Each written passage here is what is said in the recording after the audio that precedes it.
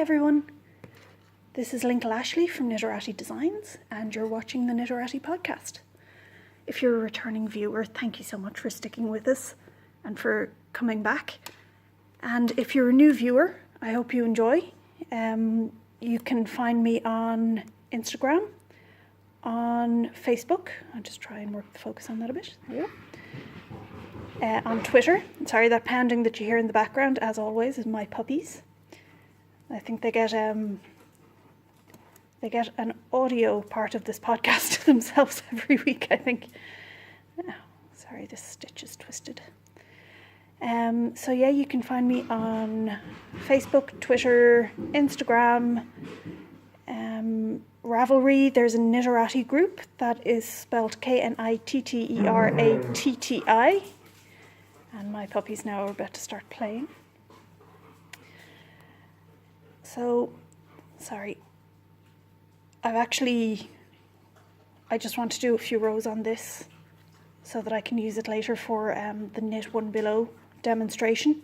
Knit One Below being a brioche stitch, not an increase, in case anybody's interested.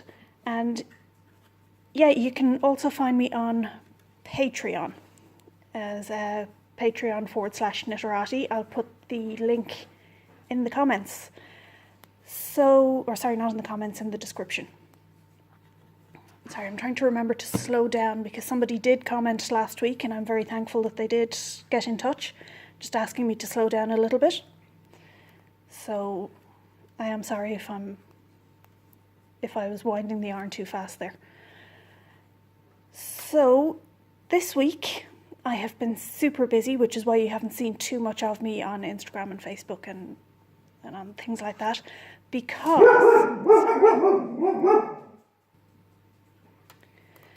sorry about that. One of my dogs heard another dog outside and insisted on making contact. So yeah, as I was saying, I've been super busy because I'm getting ready to go to Edinburgh again. So I'm recording this on Wednesday, and by Thursday morning I will be in Edinburgh and I'm attending the knitting and stitching show there. So I should be there all day Thursday and possibly parts of Friday and Saturday, but I'm not sure yet. So if anybody is also attending and wants to reach out and have a meetup, please do contact me and let me know. I won't be on all of my accounts all the time as I normally am, but whenever I can get Wi-Fi, I will be checking in and out. So yeah, I'm hopefully going to be having a spa day on Friday, so I may show up for part of Friday, but I certainly won't be there for most of the day. And then on Saturday, I have to see how it goes. I do have a friend with me, so I can't really be there all day because I am bringing her with me all day Thursday. But I can definitely, if I know that somebody wants to meet up, I can definitely arrange that. So yeah, that's why my week has been so busy, because I've been sick for quite a while and it's affected the clothes that I can wear and things like that. So I have spent, and the enabler has been quite good to me, he has spent quite a bit of time making sure that I get out, that I get shopping, and that if I don't find what I want... Sorry, I don't know what happened there. I think I've dropped a stitch. No, I haven't. There's just something weird going on. So yeah, making sure that if I don't get what I need the first time out, that I find a shop that has what I need and that I can go back. And yeah, I won't bore you with it too much, but basically he has been fantastic in making sure that I get everything sorted and making sure that everything is booked properly. And even you'll see I had my nails done. That was because the enabler remembered to book me in, or else I wouldn't have remembered. So yeah, that's mostly what I've been up to for the last week. And speaking of going away and my Patreon, basically the Patreon account is there so that it gives me a little extra money so that I can do reviews and stuff for the podcast. So with the money that I have received from Patreon so far, I'll be taking that with me and I will be using it to pick up something to review when I get back.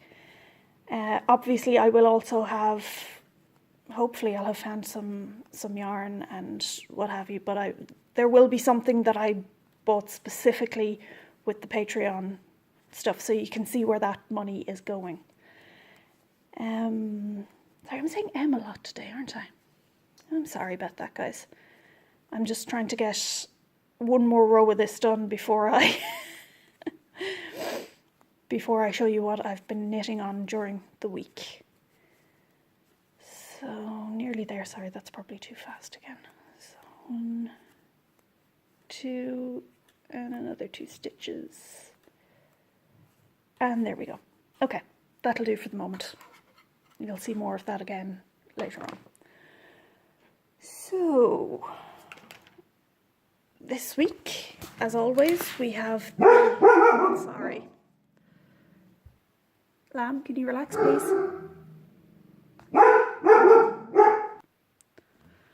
Okay, I'm sorry about that again. I don't know what's going on this morning, but my dogs are really, really unsettled.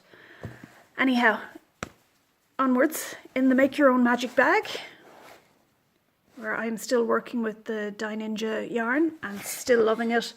And I've put another, sorry, just trying to get this out. There we go. So I've put another inch or so on here. You can see it's just the same pattern, and there's the end. Like I said, I would love to be knitting on this exclusively. The reason why I'm not doing that is because I can't really just show you one project in a week, and it does, because it's lace weight and it's on, I think these are 2mm needles, which, by the way, I'm really enjoying these. They're not that sharp. Sorry, I know I keep refocusing, and I am hoping, if the Patreon does take off, to eventually get a better camera so that you can all see what I'm talking about without having to constantly refocus. But yeah, these aren't that sharp, and despite that, I'm really enjoying it. I think what I'm liking the length of the needle, and the cord is very flexible. Now, do I have... Okay, sorry, I thought I had the... Just going through bags over here. I thought I had the packaging of these. The packaging was all in German, but I have a feeling that these might be drops, but I'm not certain. I know I did show you when I started using them. I did show you what needles I was using. So yeah, if anybody recognises these and you want to leave a comment, I want to say that they are drops, but I'm not 100% certain. But yeah, like I said, these the needle tip itself is quite short, and I think that has been suiting me. So even though it is blunt and I wouldn't normally use it for lace weight, it's working out quite well. So there you go. I will continue to give you weekly updates. So this week I think I got through from here up, which, I mean, to be fair, it doesn't take that long. That's maybe an hour and a half's work, which, given how tight that lace is, you know, to get an inch in, you know, worsted weight takes no time. But or in chunky weight or super chunky, you know, a few rows will do it. But in lace weight, it is quite a bit. So just as an estimate, 3, 6, 9, 12, 15, 18, 21, 24, 25, 26, 27, and then it's double that. So that's what, 54 rows? Which, I mean, it's slow.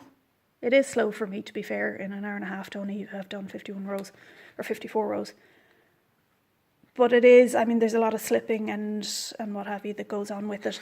I'm actually, for anybody who might be interested in working this pattern later on, I'm only working, this is mosaic, so I'm only working with one colour at a time.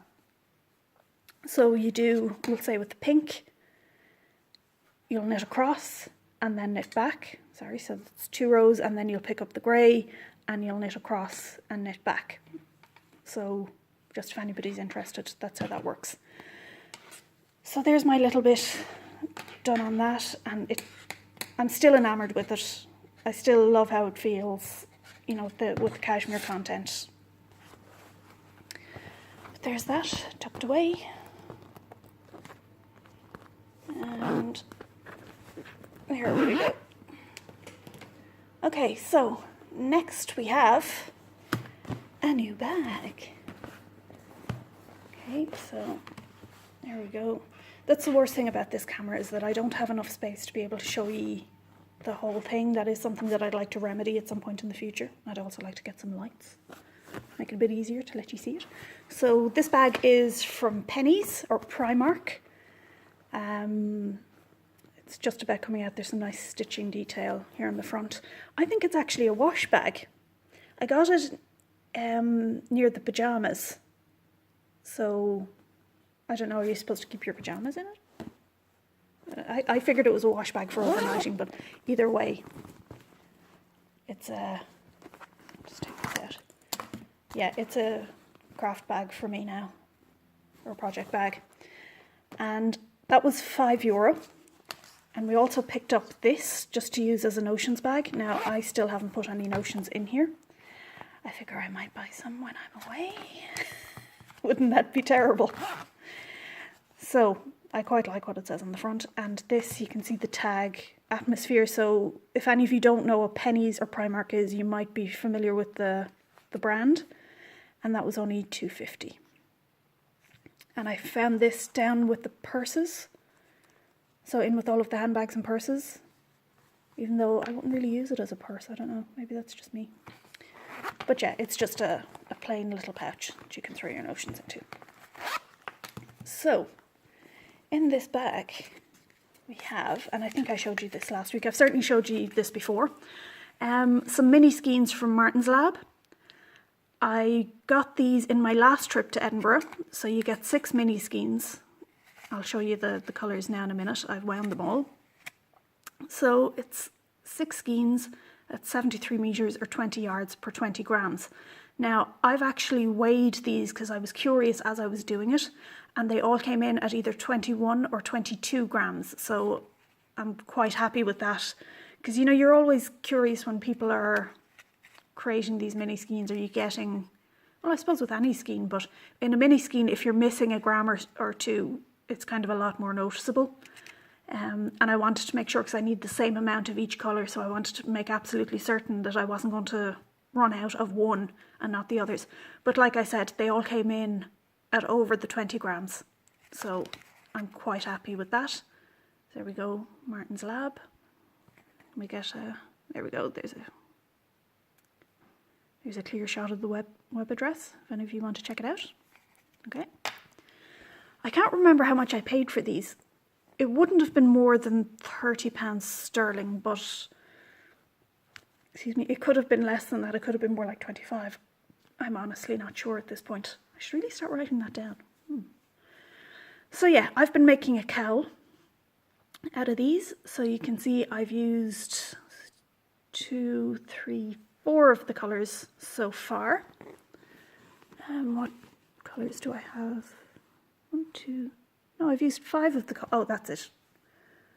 There's a new one coming in up here that you can't see very well yet. So I've used 5 of the colours so far, and this is the last one that I haven't used yet, this speckled one. And I'm actually using less than I thought, so I'll probably end up making this quite a long cowl. The idea is that I want it to sit nicely on the neck without any kind of gapping. You know, when you put a cowl on, and I mean, it's like a cowl neckline, you know, it does fall low on the neck, but then your neck is cold. So I actually want one that will fit a little more tightly and will keep your neck warm. So that's what I'm going for with this. So yeah, I do have plenty of, I mean, these are the leftovers, as it were. And I have 2 skeins that I'm still working with, so I just let you see the colour of those separately. I really like this pink. It's really, it almost reminds me of, you know, the Yoo-hoo milk, the strawberry milk? Well, we call it strawberry milk. It is not milk, it's that UHT stuff, which I don't think they should be allowed to call milk, because it isn't. It is so far from being a dairy product. But that's the colour, and I do really, really love the colour of this pink, and especially when you put it with the is. You can see the two knit together there. I don't think the colour is as true as it could be, but it's still pretty good. So yeah, that's what's going on with these. And this will hopefully turn into a pattern at some point. You can see the inside there. And again, what I'm doing with this, I want to keep it nice and simple for people when I do up the pattern. So I'm only working with one colour at a time. Because I know sometimes working with two colours can be really intimidating for people when they haven't done it before. So I figure if people want to start out by using one colour at a time, and then maybe when they become more confident, you could knit this pattern using two colours at a time. I think you could. Let me see. To be honest, I think I'd stick with one colour at a time for this pattern, just to make it easier. But yeah, any of those Fair Isle patterns that you see, really you could knit them one colour at a time if you really, really wanted to. I mean, it's easier not to. But anyhow, that's what I'm going for at the moment with my multicolour projects, is to make it easy for people to get into colour work.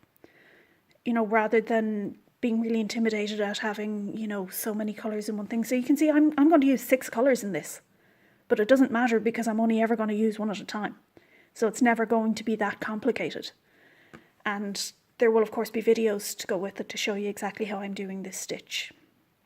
And you know, everything that goes with that. So yeah, I'm quite happy with how this is turning out, and this is what I've done most of the work on this week when I have had time for knitting. I think this is the first weekend in about 5 years where I haven't actually knit that much. You know, I've probably done 5 or 6 hours tops, if even that, and a lot of that was done, you know, on working out exactly how many stitches I want on this. So as I've mentioned before, when you're designing, you don't just, or at least I don't just sit down and knit because I want to. I'm never really certain. I have an idea of what I want to do, but I'm never really certain of what I want to do until I've actually knit it. So I mean, this was knit a number of times, and I should say the yarn has held up very well with being pulled out, especially for single ply merino. Normally when you have a single ply merino and you start pulling it out or reknitting it and stuff like that, it gets a bit fuzzy. But this has actually held up pretty well, because the yarn right down at the bottom here was probably knit 4 times, and I still have a decent definition. So obviously it was frogged, and I find the frogging to be the worst of it, because with one ply merino it tends to stick to itself and you get these kind of fuzzy nubbly bits that you have to pull off. But this, I mean, there was a few of those, it's to be expected, but it actually held up really, really well, and I was quite happy with it. Speaking of patterns, that curling should come out of it, by the way, when it's blocked. What's happening is it's hitting against me as I'm knitting it and it's forcing it to curl up. But yeah, speaking of patterns, my midsummer shawl pattern that I showed you last week, I still haven't blocked it. I'm such a bad designer, bad knitter. I actually wore it out, and I tried to put the picture up on Patreon, so it should be up there. But I was having some network issues, so that was late yesterday, so I will try again today, but it should be up there by the time you see this. So yeah, I wore it and I hadn't even woven in the ends, I just kind of hid them. And like I said, it hasn't blocked, but it still looks good even though it's not blocked. But obviously until I block it, I won't take the pictures for the pattern, and until I do that, I can't do a call for test knitters and so on and so forth. So my apologies if anybody's waiting on it, or maybe I'm complimenting myself here and nobody gives a damn and nobody else liked it, which is fair enough. But that's where that is at the moment, and the thing is, I don't have time to block it before leaving for Edinburgh, and I will probably wear it because I like it that much. I do really like the Skein Queen yarn that I used for it. So if any of you are curious what I'm talking about, it's in last week's video. Or you will find some pictures of it on Instagram, Patreon, places like that.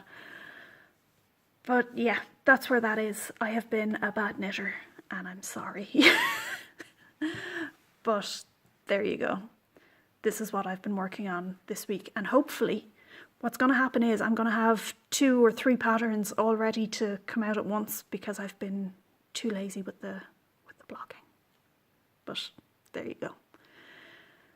So, I'm thinking that might be it for this section for this week. I feel as though I'm forgetting something that I did want to discuss. And, you know what? If it comes back to me, I'll either discuss it next week or I'll put up an extra video, because it's probably just something that I've come across on Facebook and wanted to discuss with you. As I said earlier, I will be doing the knit one below brioche stitch in the technical section. It's the stitch that I've used in the brioche beanie hat, so you'll find that pattern on Ravelry, Etsy or Craftsy. I know this is certainly in my part of the world, it's supposed to be getting warmer here and sunny, but to be perfectly frank, we had snow in parts of the country yesterday, and where I am we had some really torrential hail, so you might want to consider knitting a beanie anyway. You know, it might come in handy. I might even take mine to Edinburgh, because Scotland is just as rainy as Ireland is, so I might need it, because it was certainly very, very cold here yesterday. When the enabler went out in the morning to go to work, he had to boil the kettle to take the ice off the car. So yeah, I don't know what's going on. It's April.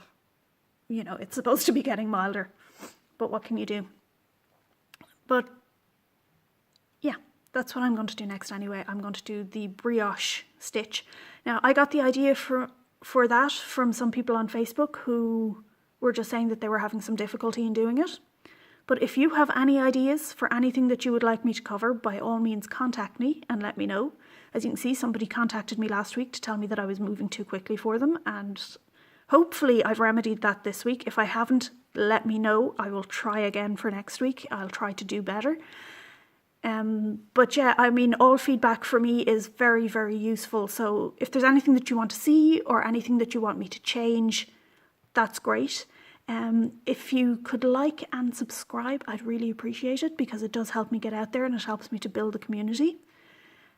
And as I said earlier, if you're going to the Knitting and Stitching show in Edinburgh, let me know. We can have a little knit and natter if you like. Or if you're not going and there's something that you'd like me to check out, then do let me know, because I will be taking my camera. I will be doing some filming there, hopefully. So yeah, I'm more than happy to check out what's there. And as I've said, if you would like to support me in getting items for the podcast, there is the Patreon account. I'm Knitteratti on Patreon, if anybody would like to check that out. And I mean, there are rewards. I don't know if you know how Patreon works, but you do get rewards.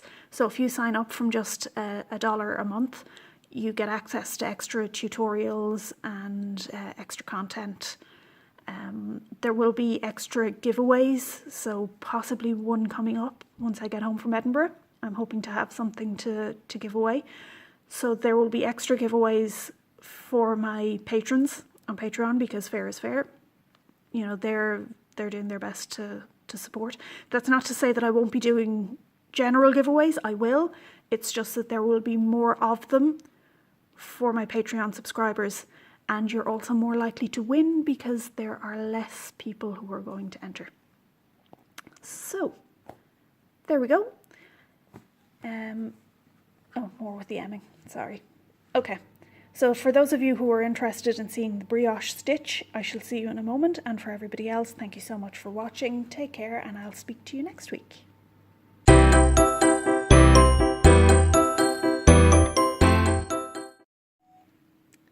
And we're back.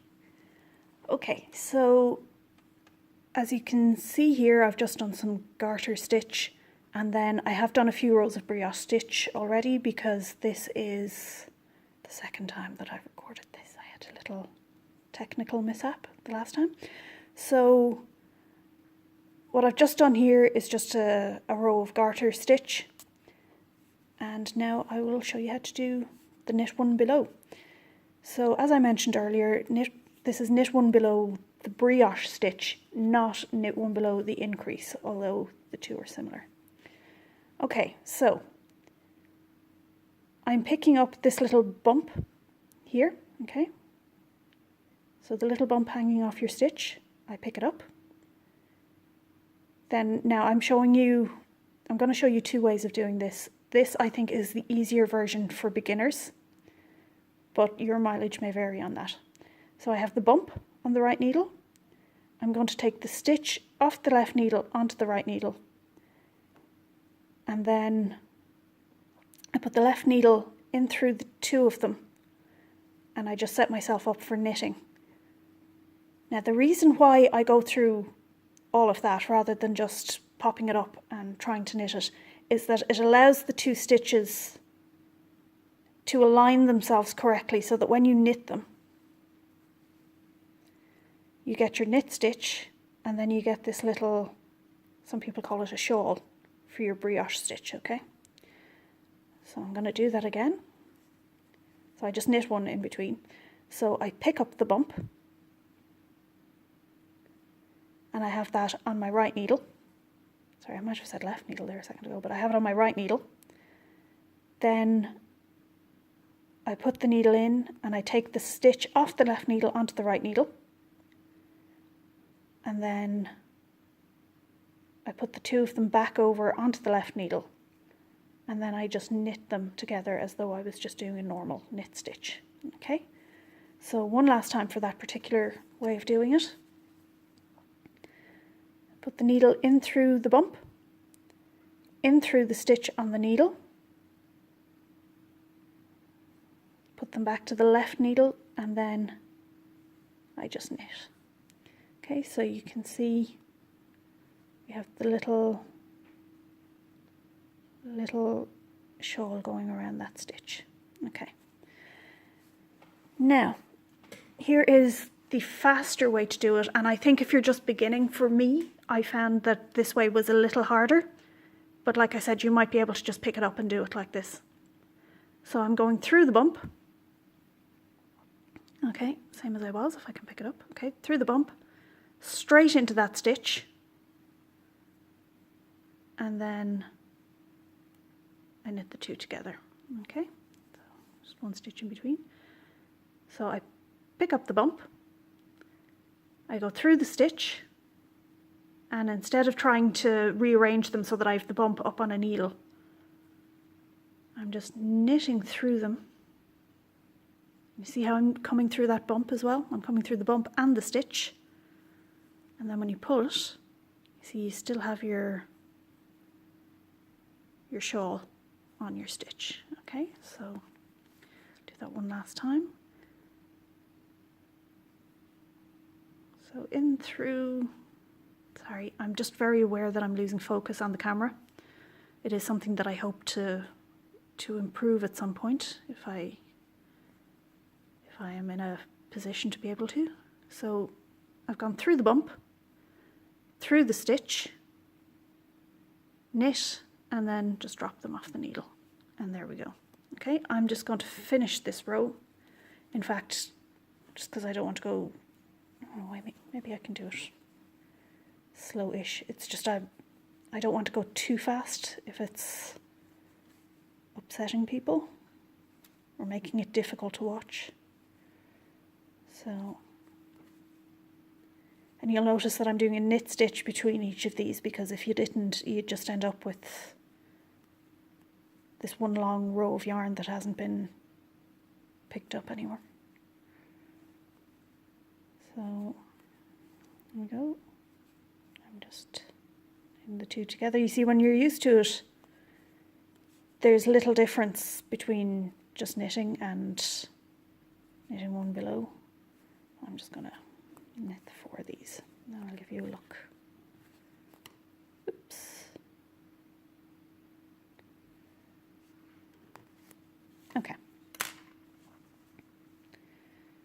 So, get this to focus. So there you go.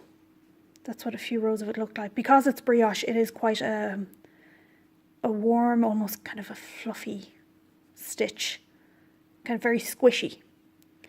So if you look here, this is the actual brioche stitch, so you You can see that shawl going around the stitch there. Just I hope you can. Maybe this colour is too dark. There. So I use a needle just to have a little. So there's the shawl coming from this side over onto this side.